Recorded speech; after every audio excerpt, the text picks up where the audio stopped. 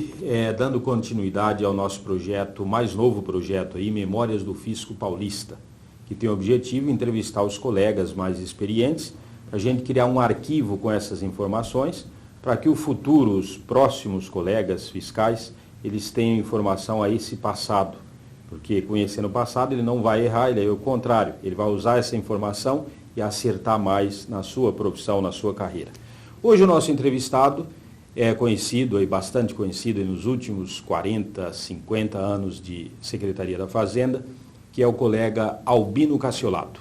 Bom dia, Albino. Bom dia, Davi Torres. Bem-vindo ao nosso projeto aqui. Eu queria começar o seguinte, você entrou no concurso de 1951 e aposentou em 1990. Como é que você começou na Secretaria da Fazenda? Realmente eu me submeti a um concurso em 1951. Depois de algumas peripécias judiciais, nós conseguimos fazer valer o concurso e em 1952 houve nomeação da primeira turma. Isto aconteceu em setembro, eu assumi em 19 de setembro de 1952. E permaneci na Secretaria da Fazenda até 30 de janeiro de 1990, quando eu aposentei como diretor executivo da Administração Tributária. Como é que foi essa... Você nasceu no interior? Sim, eu nasci em Olímpia. Em Olímpia, eu estou Estado de falando São Paulo. Que eu vi o Vaz de Lima, parece que conheceu você lá pelo interior, então ele sempre falava como na região ali de Rio Preto, é Olímpia. Como é que você entrou na Secretaria da Fazenda e trabalhou? Você trabalhou inicialmente no interior? Sim, até porque na época em que nós fomos nomeados, havia a classificação dos agentes fiscais de rendas em entrâncias. Então nós tínhamos que começar na primeira entrância.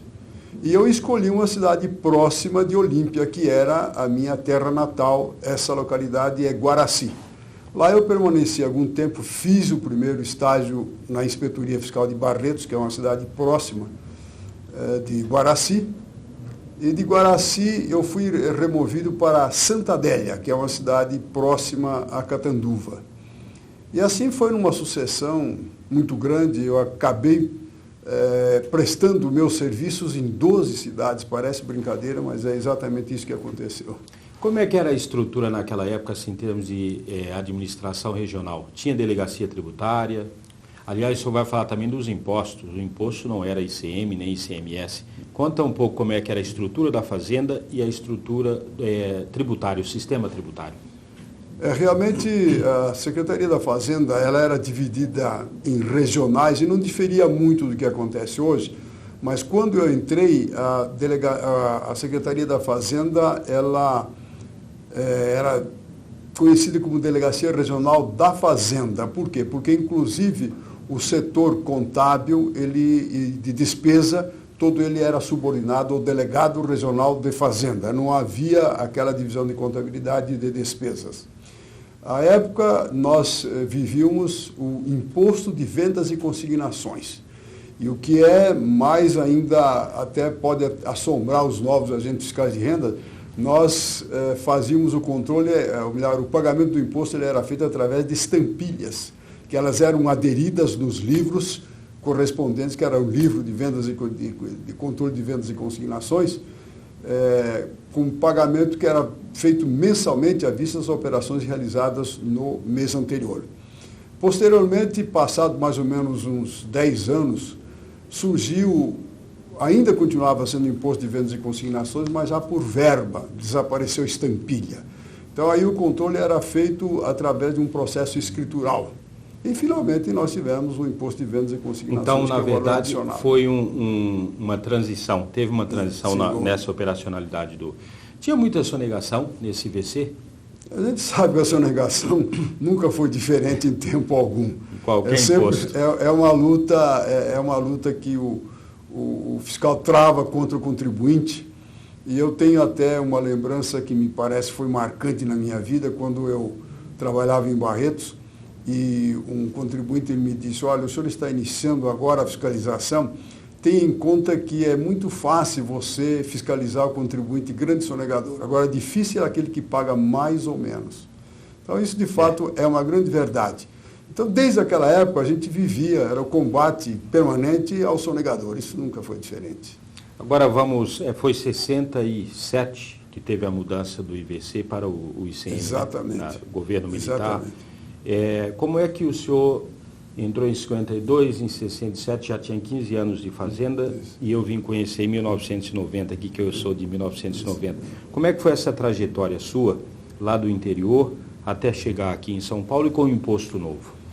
Na verdade, a época da entrada em vigor do imposto de circulação de mercadoria, eu ainda morejava pelo interior, porque eu só vim para São Paulo em 1977, quando eu era delegado regional tributário em São José do Rio Preto. Mas essas minhas andanças pelo interior me deram, eu considero isso uma experiência válida que nem sempre todos os funcionários têm oportunidade de colher. Até porque eu fui chefe de posto de cidades pequenas, chefe de posto de cidade relativamente grande, fui inspetor fiscal em localidades como substituto em várias delas, como Novo Horizonte, Jabuticabal, agora como titular em Barretos, em Araraquara, fui substituto do delegado regional da Fazenda em Araraquara, fui titular da Delegacia Regional Tributária de Araçatuba, logo em seguida de São José do Rio Preto. Mas eu exercia minhas atividades como agente fiscal de rendas em várias outras localidades, como Catanduva, que era uma cidade próxima a Santa Adélia, onde me achava lotado, como em Ariranha, Itajubi, outras cidades próximas de Bebedouro, principalmente. Fui chefe do posto fiscal de Bebedouro durante muito tempo. Nessa ocasião que eu conheci o nosso amigo deputado Zé Vaz de Lima, que ele se projetava como o responsável pela implantação do sistema de informática numa empresa de suco de Bebedouro. E ele já ganhava um nome nessa época e tal. O Zé já era bastante conhecido antes mesmo dele entrar na fiscalização. Que legal. Então, em 1977, eu vim para São Paulo e assumi as funções de inspetor seccional. Havia, na época, 3 inspetorias seccionais, eu assumi uma delas. Logo em seguida, eu passei a ser delegado regional da Grande São Paulo, que na época ela concentrava 37 municípios, não era dividida. Aliás, o responsável pela divisão sou eu mesmo, quando eu era diretor executivo da administração tributária. Nós fizemos a primeira divisão, desmembrando Osasco, São Bernardo do Campo e Guarulhos. Aí, então, a delegacia ela ficava assim desmembrada, muito mais fácil de ser administrada, obviamente, em razão da sua imensidão, da sua grandeza, em todos os sentidos, até porque eu costumava sempre dizer ao secretário que o delegado regional da Grande São Paulo toma conhecimento dos problemas, mas ele dificilmente consegue administrá-los. Então não foi muito difícil fazer com que eles entendessem que era preciso fazer essa descentralização. E mesmo em termos de arrecadação, devia ser 2/3 ou até mais, né, que o interior, porque as delegacias são relativamente pequenas em termos de arrecadação. A Grande São Paulo e Capital juntos, um absurdo, né? Exatamente. Totalmente difícil de administrar. Exatamente. Então, você está falando aí da região de Rio Preto, foi delegado, eu não sabia, delegado de Rio Preto. Fui delegado de São José. E eu estou aqui raciocinando, acho que do outro lado, e é do concurso 51 também, era o João Álvaro Soto. Acho que ele estava correndo de um lado e você correndo do outro. É isso mesmo? Vocês tinham um relacionamento nessa época? Sim. Eu conheço o Souto desde o momento que ele exerceu sua função de fiscal de rendas em Matão. E logo em seguida ele foi para Olímpia, que é a minha terra natal. Embora eu não tenha tido nenhuma atividade em Olímpia, nunca quis, isso me parece óbvio, mas eu, vez ou outra, encontrava o Souto lá em Olímpia, que ele era o chefe do posto fiscal. A minha presença em Olímpia se justificava por 2 razões. Ainda nessa época, a minha família meus pais moravam em Olímpia, depois se transferiram para São José do Rio Preto. Mas nesse período eu acabei conhecendo uma moça lá com quem eu casei, que é a minha senhora Vilma, né? E nessa época eu tinha um contato permanente com o Souto. Realmente ele se mostrava uma pessoa que tinha, pelo menos assim, mostrava uma perspectiva de ter uma projeção muito grande na Secretaria da Fazenda, e foi o que realmente aconteceu. Como é que, nesse período, fala um pouco dos administradores, porque quando você assumiu aqui a Grande São Paulo, foi em 77, 78, a diretoria, que é a Delegacia da Grande São Paulo, quando que você assumiu? Não, eu vim para São Paulo em 1977 e eu aqui permaneci 2 anos e meio como inspetor seccional, quase 3 anos. Tá. e logo em seguida eu fui designado delegado regional tributário da Grande São Paulo. Isso já em 80, quase em 80. Mais ou menos, pois é. Em 1983 eu fui designado... Aí já no governo Montoro. Já no governo que esse Montoro. É um capítulo, nós vamos conversar depois. Esse é terrível. Aí eu queria saber, assim, nesse período que você estava lá no interior e veio aqui, quem é que era o manda-chuva na fazenda, Galo, esse pessoal antigo, como é que era o relacionamento seu? Porque o Galo ele deixou de ser coordenador quando? Foi antes de 83, né? Sim, foi antes do Montoro. Muito antes. Fala um pouco dessa administração que você acabou ocupando lá em 83. Sim. Quem é que efetivamente mandava na Secretaria da Fazenda? Década de 60 e 70. O Vitor Sapienza parece que passou por um período desse ou foi simultâneo com você? Não. O que aconteceu é o seguinte, o Vitor ele foi delegado regional até um determinado momento. Isso por volta de 1977. E nessa ocasião, o Vitor ele foi dispensado e a função de delegado foi ocupada pelo Norberto Pereira Lima. Durante esse tempo, o Vitor ele se afastou para tratar de assuntos particulares e tal. Nessa época, o coordenador era o Guilherme Graciano Galo, que ele se conduziu assim até o fim do governo Maluf. E logo em seguida, então, entrava o governo Montoro.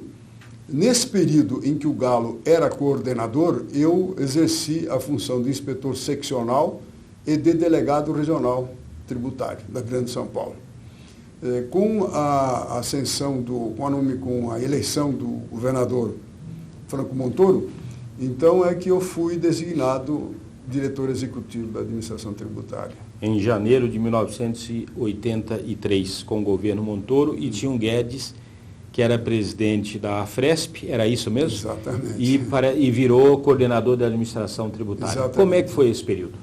Bom, esse período, se eu for fazer um relato fidelíssimo do que aconteceu, ele é um pouco negro, até diria. Até porque o João Sayad, que era o novo secretário, ele utilizou um processo que eu considero o mais válido deles todos. Ele pediu ao então coordenador Galo que numerasse, que citasse uma relação de funcionários com os quais ele poderia trabalhar. No exercício de todas as atividades da Secretaria da Fazenda, ele dizia, eu sei que o melhor contingente está na área fiscal. E o Galo deve ter oferecido lá uns 20 ou 30 nomes e passou ao João Sayad. E o João Sayad, na Fundap, ele ouvia um a um sobre todos os problemas relativos à Secretaria da Fazenda. Quem conhece o Sayad tem uma impressão falsa, quem conhece assim no primeiro momento, porque ele é muito calado, quieto, mas ele tem uma perspicácia, uma capacidade de assimilação das coisas simplesmente assombrosa. Ele faz a pergunta, você responde, você tem a impressão que ele não está sabendo de nada, mas ele sabe sim, porque logo em seguida ele cobra direitinho. É uma coisa assim. Então, ele fez isso. Ouviu todos os funcionários, inclusive o Guedes, e um bando deles todos aí, fomos nós ouvidos na Fundap. Passado algum tempo, também? Sim, perfeitamente. Eu fui até 2 vezes. Uma das vezes foi aquela geral. Logo em seguida ele fez essa sabatina com aqueles que ele selecionou. E eu, modéstia à parte, eu estava nesse grupo dos selecionados. E terminada essa entrevista, ele me disse, eu quero que você seja meu coordenador da administração tributária. Eu disse a ele, olha, vai ser problemático você me designar coordenador da administração tributária, porque eu tenho certeza que em seguida você vai ter que me dispensar. E eu já explico por quê. Porque embora eu não tenha nenhuma manifestação política, mas eu ostento, segundo uma pequena oposição que existe dentro dos quadros da fiscalização, que eu sou malufista. E isso é uma coisa que se alastra aí por todos os cantos. E eu estou sendo delegado regional tributário na administração do Maluf. E isso, obviamente, vai criar algum problema para você mais tarde. Eu me permiti assim tratá-lo com essa liberdade, porque afinal de contas ele é mais novo do que eu.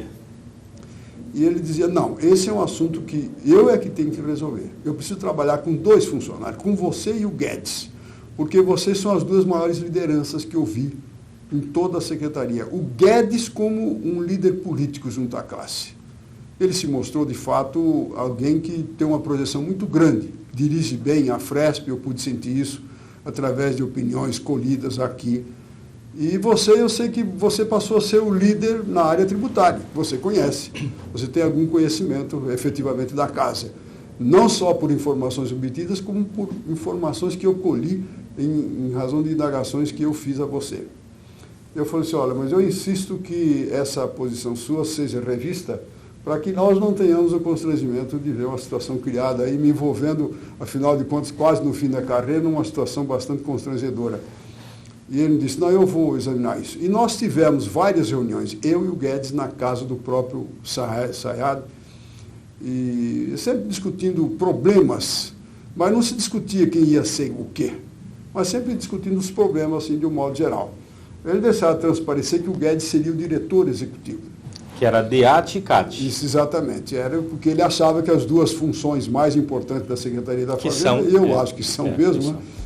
Então, em um dado momento, eu falei assim, se você quiser efetivamente contar com a minha colaboração, você tem duas possibilidades. A primeira é você colocar no seu gabinete. Eu posso fazer alguma coisa, você não tenha dúvida alguma. Outra, eu ser diretor executivo. E o Guedes ser coordenador. E ele disse, bom, tudo bem, isso é um assunto que a gente pode discutir. Tá? Um belo dia ele me chamou e disse, eu estou achando que você tem razão. E eu sei que aí ele conversou com o grupo que me hostilizava por eu talvez ser malufista, coisa que o Vale chegou à conclusão que era isso verdade, o comentário era verdadeiro. E eu falei, a hora que o Montoro souber que você acabou designando um coordenador malufista, ele vai efetivamente se indispor com você. Então isso aconteceu. Daí a razão porque eu fui designado diretor executivo da administração. Mas até que tem... Mas tem um sentido, porque você era mais técnico do que o Guedes. Exatamente, mas foi o que eu proclamei junto a ele. Efetivamente. Falei, outro detalhe que eu assinalei na ocasião. O Guedes, como você mesmo assinala, ele tem assim uma projeção política bem evidente. E, obviamente, na CAT um pouco disso tem que existir, sim, o que não deve acontecer na DEAT. Que é o meu caso e tal. Então ele acabou concordando. Agora me fala como foi esse relacionamento. Foi breve, né? Foi apenas um ano você e o Guedes. Como é que foi esse relacionamento com o Guedes aí? Não foi muito bom. Eu fiquei sabendo que tinha uma pauleira danada aí entre os outros. Que o Guedes também é bom de discurso e você. Claro. Então, como é que foi isso aí, Pedro?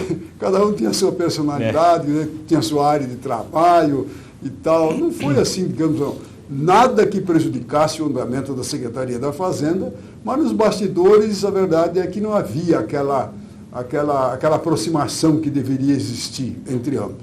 Mas eu sempre respeitei o Guedes, porque afinal de contas ele era o meu superior, ele era o coordenador e eu era o diretor. Mas o problema dele ter sido dispensado da função de coordenador absolutamente não teve nada a ver com essas pequenas quesilhas que nós tínhamos e que de forma alguma prejudicavam o andamento das nossas atividades. O problema foi com o próprio secretário. Esse relacionamento de vocês, DEAT e CAT, chegava ao secretário? Ele percebia que não andava bem? Ele chegava a perceber, sim, mas ele sentia que isso não prejudicava o andamento das atividades fiscais, de jeito nenhum. Ele percebia isso, então eu diria que ele nem precisava tolerar, ele aceitava isso como uma projeção da personalidade de cada um. Quando você assumiu, e você ficou quanto tempo na DEAT? 7 anos. Quase 2 governos. Exatamente. Foi até quase o final do governo Quercia. Quando você assumiu diretor, você teve a liberdade de mudar todos os delegados? Na verdade, eu não fiz alteração nenhuma que não fosse decorrente de aposentadoria. Porque o quadro, o que aconteceu, na verdade, foi a ocorrência de alguma dispensa, mas determinada por ordens superiores, não por mim. Não era nada, até porque... Você conhecia todos eles? Exatamente, eu tinha um relacionamento muito bom e tal, então não precisou fazer isso? Não, de forma nenhuma eu não precisei fazer isso. Graças a Deus isso para mim foi muito gratificante, porque de fato é uma coisa bem desagradável você saber que tem que dispensar alguém que foi por sua iniciativa, um colega, que nem sempre você encontra uma razão que justifique esse procedimento. Né? Sucessor do Guedes foi o Etulei. José Etulei E ele veio de Ribeirão Preto, perto de você lá também. Sim, você já se conhecia? Já? Sim. Ele era inspetor fiscal, quando eu também era inspetor fiscal da Delegacia Regional de Ribeirão Preto. Como é que foi esse relacionamento? De Ituverava e eu era de Araraquara.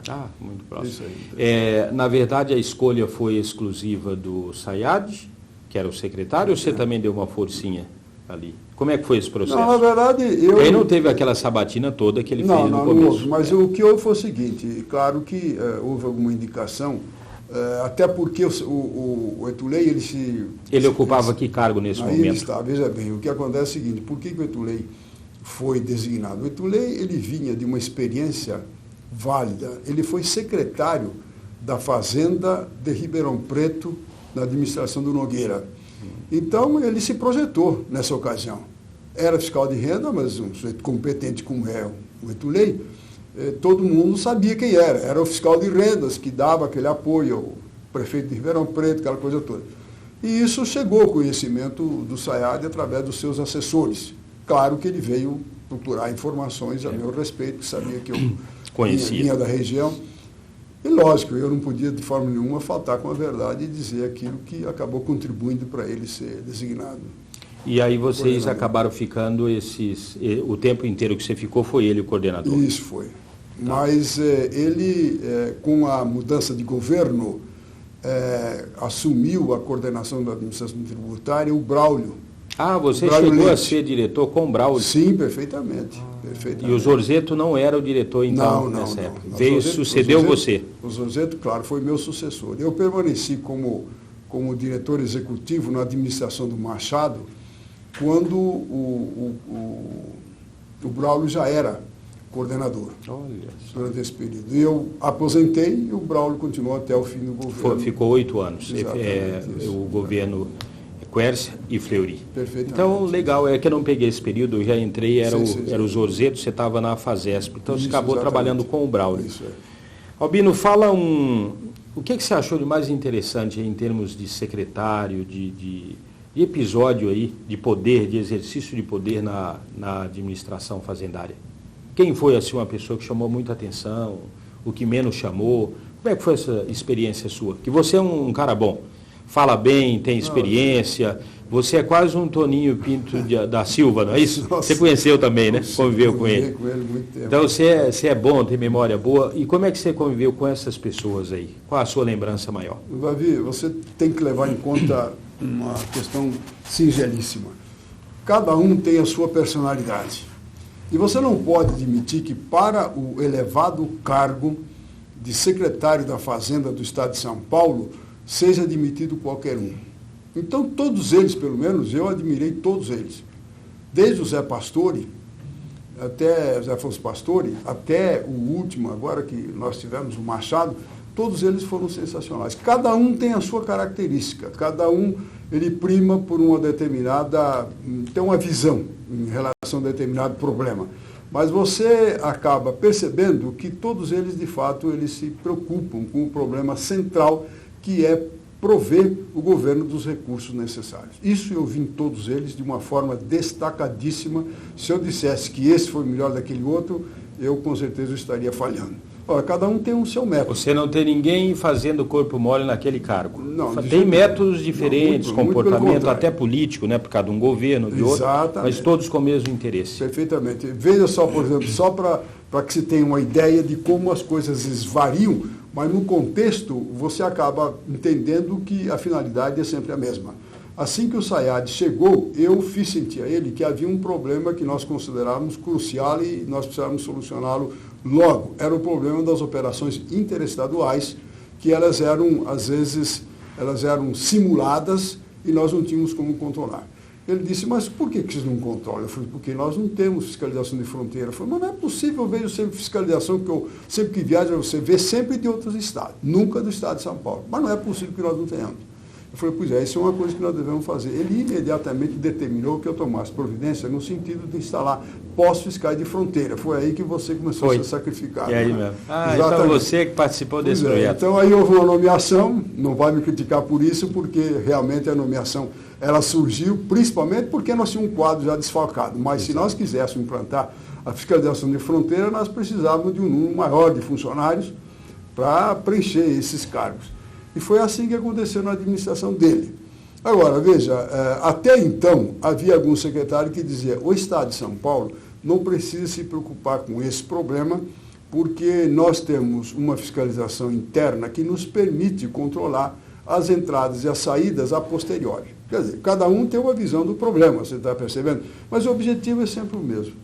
Agora eu te pergunto, já que você falou nesse assunto, essa mesma fronteira que você ajudou a construir em 86, em 97 foi desativada, Foi. 11 anos depois. O Estado de São Paulo não precisa de fronteira, não? Eu estou perguntando isso porque tem um problema interessante, que a gente, como defende aqui o corpo, a gente precisa muito da questão da imagem. Tanto é verdade que o secretário pensava que tinha, mas era do outro estado. Então essa imagem de ter o fisco, de ter a polícia, isso é muito bom para a categoria. Sim. E a nossa administração acha que é irrelevante, que está bom, em 97, já estamos 8 anos sem a fronteira. O senhor acha que isso ainda vale a pena hoje? Bom, eu estou impregnado daquela ideia de que ela é absolutamente necessária, mas é aquilo que eu lhe disse, cada um pensa ao seu modo. Então a gente sabe que ela foi desativada em 1997 por entender que nós tínhamos aqueles controles, quando na verdade eu acho que não tem. Alguém pode dizer: não, mas a arrecadação de então para cá aumentou bastante. Sim, aumentou porque nós temos controles. Existem certas áreas que hoje elas oferecem uma tributação imediata e inexcusável. É o caso, por exemplo, de energia, é o caso de petróleo, é o caso de comunicação. Isso aí é um tributo certo. Arrecada mais de 50%. Perfeitamente. Quer dizer, isso nós não tínhamos à época. Nós tínhamos que arrancar, às vezes, até de camelô a arrecadação, porque senão nós não cumprimos a nossa meta. Então é o que está acontecendo hoje. Nós estamos cansados de saber que as operações interestaduais hoje, envolvendo o Estado de São Paulo, elas são seriamente comprometidas. Nós estamos cansados de saber. Todavia, existem aqueles que acham que isso é bobagem, que deve continuar assim e tal. Mas com frequência nós vimos aí saída de produto para outro estado apenas simulado. É muito fácil, porque a operação interestadual ela continua sendo beneficiada com a redução de alíquota, e o que acontece? Na verdade, que existe a movimentação de documento. Não existe operação efetiva. Isso continua existindo. Isso não tem a dúvida. Então, eu continuo achando que essa é a opinião minha, que a fiscalização de fronteira é necessária. Então, você está dizendo uma coisa: a hora que a gente harmonizar a reforma tributária que está em andamento, ela acaba com essa alíquota interestadual. Isso pode ser efetivamente uma boa solução? Ah, sim. Isso vai ajudar? Sim, porque se o tributo ele for cobrado no destino, desaparece o problema das operações interestaduais. Aí sim nós devemos ter uma fiscalização efetiva e atuante internamente. Não precisa de fronteira, portanto. Não, aí não haveria necessidade. Então, enquanto isso não acontecer, que vai demorar, nós estamos sendo, claro, lesados, nem tem dúvida alguma. Com certeza. Agora, Albino, você aposentou em 1990, depois de quase 40 anos de Secretaria da Fazenda. Você continuou na FASESP mais um bom período, e essa FASESP tinha um outro nome. Você é o fundador da nova FASESP? Veja, o então secretário Machado, ele entendia que nós devêssemos dar aquele órgão que sempre existiu, que sempre prestou bons serviços, sem dúvida alguma, ele fosse levado à condição de uma escola fazendária. Por isso é que nós construímos, nem todos sabem disso, nós construímos um prédio na Universidade de São Paulo, junto à FEA, um prédio que hoje está sob o controle da FEA, mas é um dos melhores prédios, em termos funcionais, que existe no complexo da FEA. Mas nunca funcionou lá? Não, nunca funcionou, realmente não. Nós só tivemos o trabalho de construir. É isso mesmo? E eles se apropriaram logo em seguida. Foi o que aconteceu. Mas o que, claro, é aquela história, cada um tem a sua personalidade. O Machado entendia que nós devêssemos dar a todas as atividades da Secretaria da Fazenda um colorido universitário. Ele achava que a Secretaria da Fazenda deveria ter funcionários de um nível assim mais elevado. Então, não só quando da admissão, como na reciclagem, deveriam passar por esse processo na Secretaria na Escola Fazendária. A Escola Fazendária foi exatamente, o objetivo dele era localizá-lo no complexo da Universidade de São Paulo, porque era esse o entendimento dele. ele achava que isso deveria... Uma escola de padrão excelente, Perfeitamente. dentro inclusive da USP. Esse era o objetivo dele, que ele queria fazer com que funcionasse dessa forma. Então eu tive a incumbência realmente de praticamente dar início a esse processo, que infelizmente com a saída dele nós sabemos que não teve curso, tanto assim que o pessoal da USP acabou se apropriando do prédio e nós não temos mais nada lá, essa é a verdade.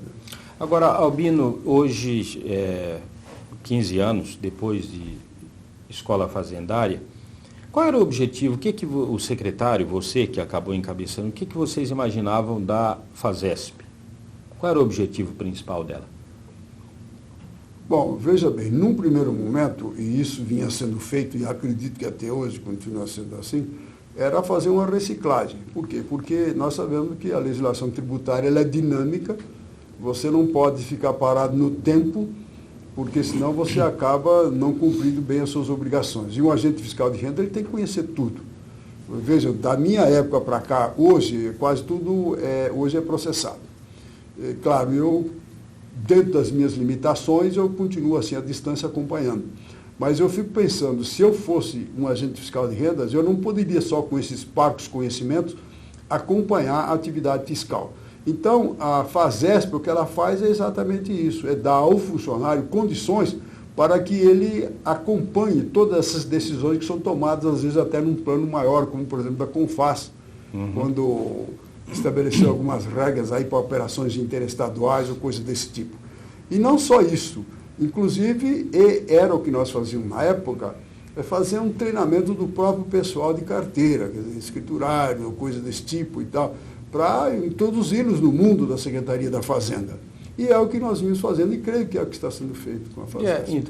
Você acompanhou que nós temos até uma parceria em 95 e demos um apoio grande à FASESP, fazendo umas fitas de vídeo, treinamento à distância. Então, acho que efetivamente tem cumprido o papel de uma forma ou de outra. Sim, eu acho até que foi aperfeiçoado. Eles aperfeiçoaram, sem dúvida. Agora, Albino, uma coisa, como é que você hoje, você é assessor da Assembleia Legislativa do deputado Celino. Sim. Então, você continua escrevendo livro, trabalhando, e você não consegue parar. Qual é o seu signo? Aires. Você tem coisa de inquieto, parece sagitariano, é Aires? Minha filha. Você parece sagitariano. Se bem que você me perdoe, eu não acredito, eu também não acredito, não. Mas é interessante, você é meio inquieto. É o seguinte, como é que nasceu essa ideia dos livros? Você lançou 2 livros. Dois, agora no dia 7 de maio eu vou lançar um outro em Bebedouro. 3 livros. Porque eu morei algum tempo em Bebedouro, 2 filhos meus, os mais novos, nasceram lá e a história se passa lá, então eu vou lançar o 3º lá. Muito bom. Como é que nasceu essa ideia de escrever? Você trabalhando para a Danal, ocupou várias funções na Fazenda, tinha tempo para pensar nisso? Na verdade, eu quando era funcionário, eu exercia minhas funções, eu andei tendo alguns escritos técnicos sobre a própria tributação, publicado na Gazeta, no DCI, ou coisa desse tipo. E como aqui em off eu havia dito, durante quase 10 anos eu tentei escrever um livro sobre impostos. O meu objetivo era demonstrar que não é verdade que o Brasil é o país dos impostos, até porque você não paga todo esse mundo de impostos, você paga determinados impostos. Cada um paga o seu imposto, é evidente. É mal aplicado, é mal utilizado, essa é uma outra história. Mas daí dizer que de fato nós só pagamos imposto, que isso nos corrói por uma perna e tal, isso não é bem verdade. Então, o que eu procurava, na verdade, durante esse tempo todo, é demonstrar em relação a todo e qualquer tributo do país e dar a eles assim, uma linguagem acessível a qualquer um, inclusive escola, primário, ensino fundamental, coisa desse tipo, e que tinha até uma certa guarida por alguma editora. O problema todo é que é extremamente dinâmico. O que você escreve hoje, daqui a um ano não vale mais, e era na época de que você tinha que datilografar, era um monte de papel que não acabava mais, e eu acabei me perdendo com isso, e minha obra não saiu, afinal, que era a menina dos meus olhos. De repente eu cheguei à conclusão que o melhor que eu tinha que fazer era escrever ficção, mentira, ninguém podia me cobrar de nada. Então foi daí que eu comecei a escrever alguma coisa sem nenhum fundo de verdade. Fala um pouquinho das suas obras, dos seus o primeiro livro meu, todos eles, na verdade, tem sempre um começo, tem sempre um princípio. Meu primeiro livro, ele se baseia na história de um colega nosso que veio para São Paulo e foi infeliz num determinado momento, num cruzamento qualquer, aí ele acabou matando uma moça, que ele se apaixonou por ela depois, sem conhecê-la.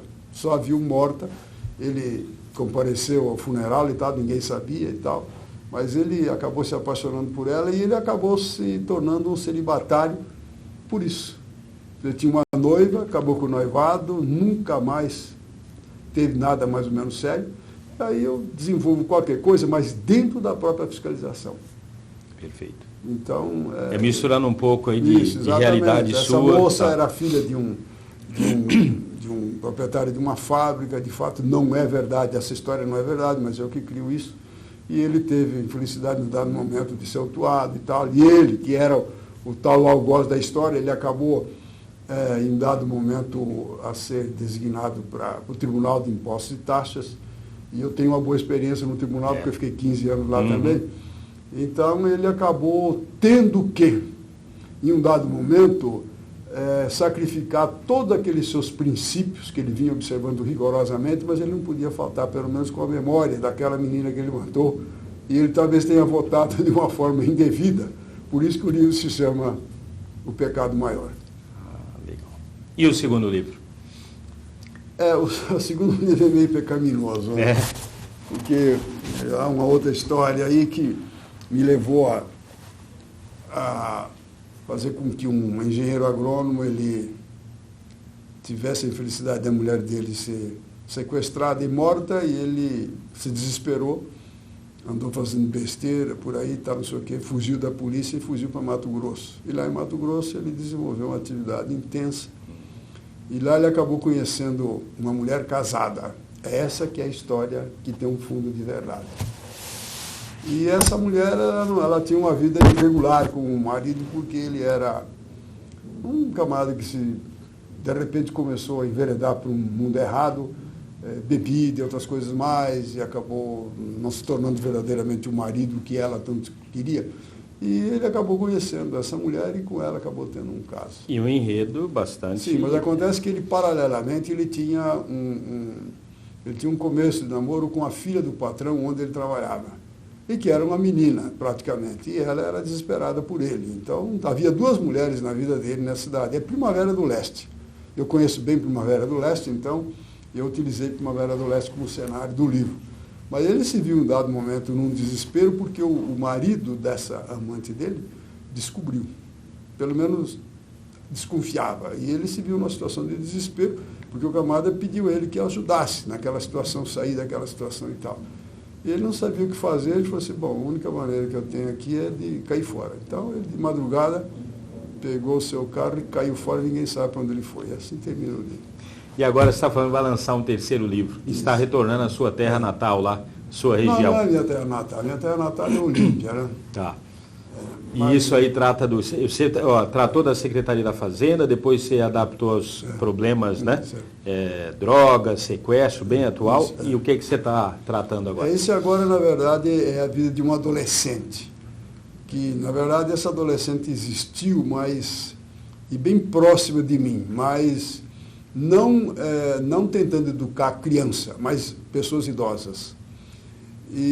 Mas no meu livro ela acaba, de fato, procurando educar essas duas crianças que eram filhas da patroa dela. E como ela era uma menina estudiosa, ela inclusive mereceu do viúvo uma atenção toda especial, ela acabou se formando e tal, aquela história, e evolui aí para uma série de namoradas que ele tinha, mas um filho que era educado por ela, ele não se conformava com esses namoros que ele, o pai, tinha com outras, e ele aprontava sempre, muitas delas, para evitar que esse namoro prosperasse. E ele chegou a um ponto que ele falou assim, eu acho que não tem jeito, eu preciso parar com isso.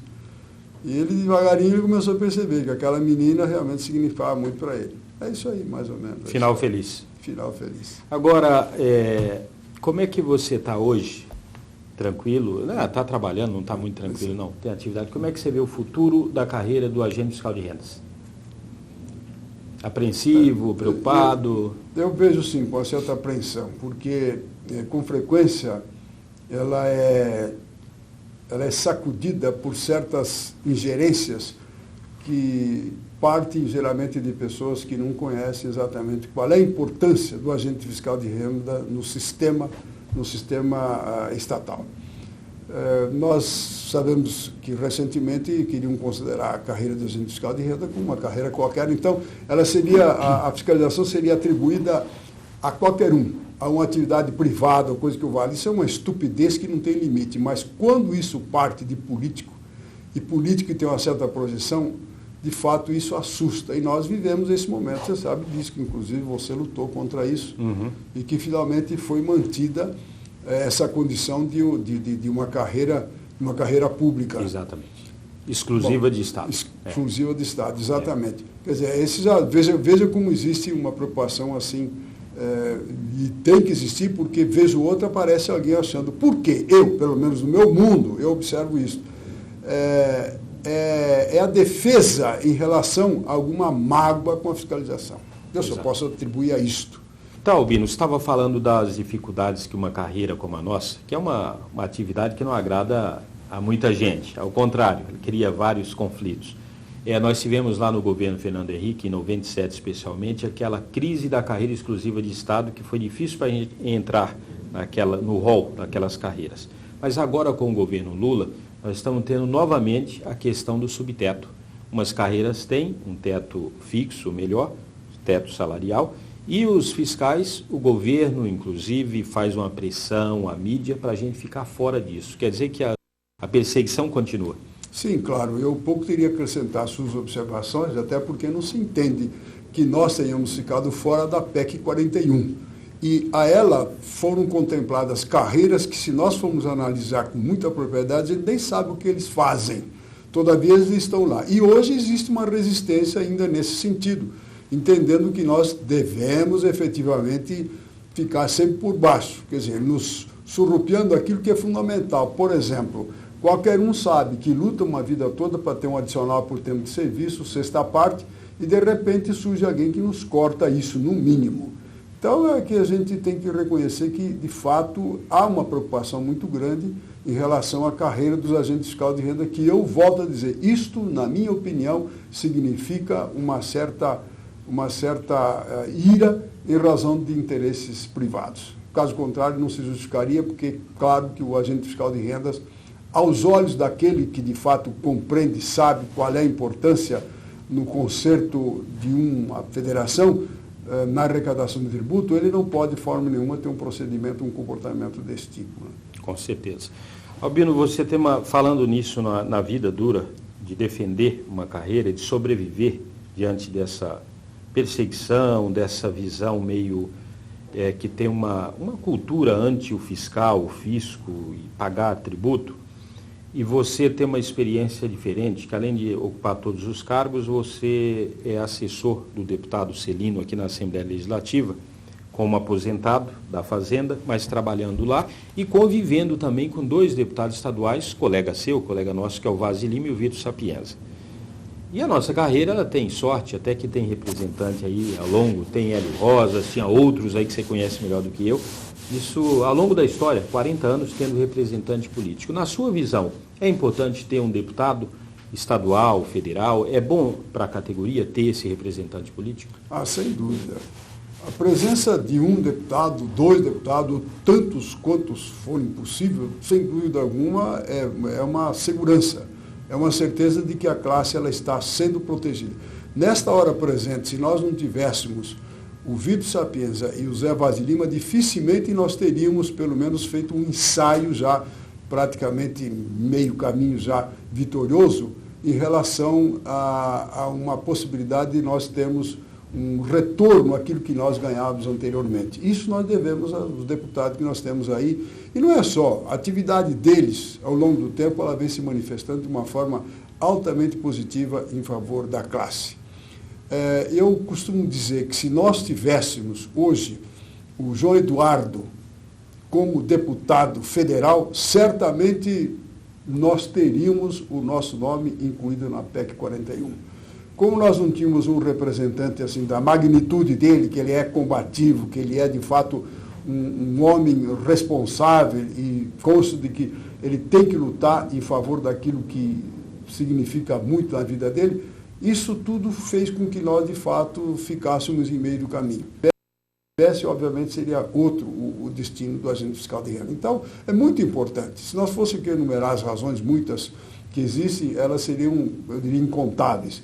Mas isso é muito importante. Eu acho que o fiscal de renda ele tem que, acima de tudo, prestigiar alguém da sua própria classe. Afinal de contas, você também foi candidato a deputado. Eu costumo dizer que você só não se elegeu por uma razão muito simples. Você é mineiro, você não tem uma cidade onde você deveria ter o seu apoio aqui. Se você tivesse, você teria sido eleito, eu não tenho dúvida alguma, porque a classe, de alguma forma, colaborou. Faltou esse apoio. É verdade. Faltou, mas no futuro, quem sabe.